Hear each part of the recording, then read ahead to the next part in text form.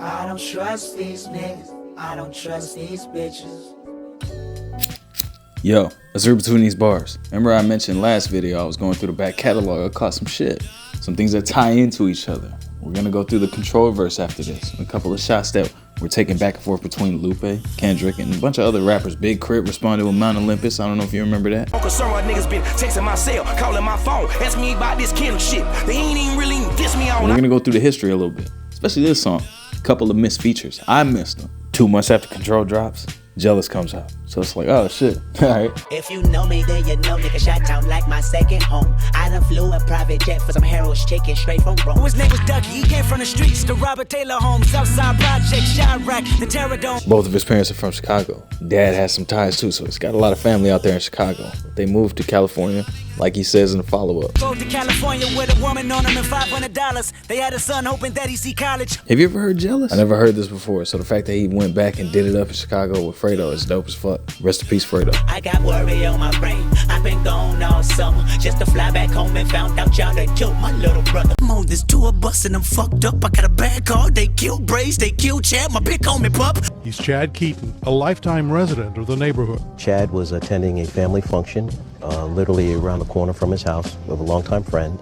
And as he's walking out the house at 9 p.m., a white sedan containing 2 African-American males drove by, saw him, and shot him. As Detective Tomlin mentioned, Chad lived 1 block over on 134th Street with his grandmother, who raised him. I heard the gunshots because it's happened, so close right there on the corner. And usually when he's out, if I hear anything, I will call him on his cell phone, because I'm worried and I'm afraid. And this time when I called him, he didn't answer. Esprays, Chad, and Pup were all killed in the same summer. Kendrick immortalized them in a track. YG's song, Really Be. You're talking about being on the tour bus and thinking about Esprays and Chad and Pup. Can you tell me about those guys? I grew up with Chad's brother, and he's like actually my little brother as well. And have to hear about his passing, it messes you up.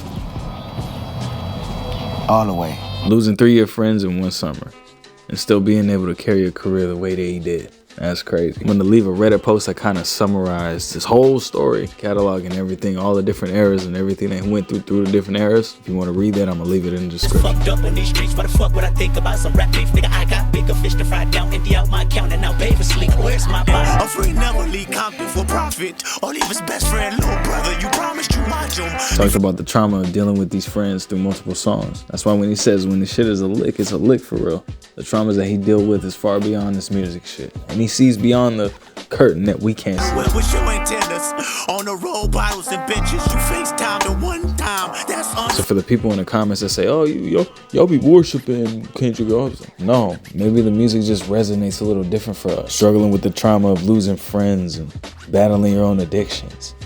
Maybe that's an identifiable thing that you can see in somebody else being like, man, I can see where you're coming from, homie.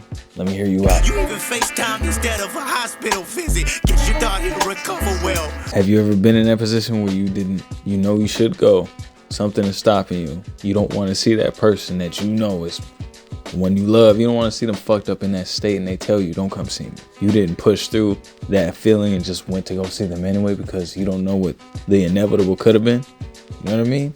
But it's just that self-block where it's like, man, that's a grudge that you always hold against yourself. Surgery, they couldn't stop the bleeding for real.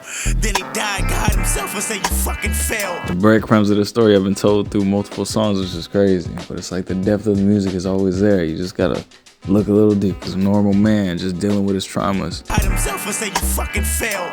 You ain't tried. Money changing people coming, people going acting strange. I'm aggravated cause they hated confirmation for success. Keep in mind, this is right after Control.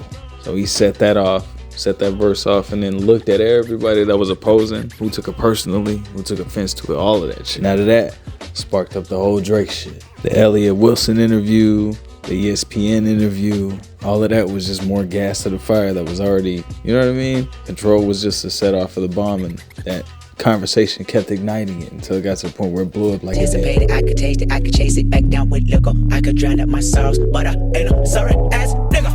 Being bitter at somebody else's success, or you can chase it as well. Same 24 hours in a day. What you gonna do with yours? Get up off your ass, make yourself 100 racks, bitch. Get off your ass, throw it back. I think this is a double back to the Control. I'm just saying 2 months after, convenience of it. Song is called Jealous. What do you guys Bitch, I think? love my hood. I'm strapped up, what's good? Hurt someone sad. These niggas change and got jealous on me. I know I went off on a couple little random mini breakdowns in between that, but there was just so much to cover within the song and so many webs that he connected within one story. He kept telling different pieces of that story, but leaving little breadcrumbs of it. So it's dope, man. I had to cover it. I had to cover it the right way because I knew there were pieces out there. So hope y'all appreciated it. Either way, love. Shout out to the homies. See you on the next one.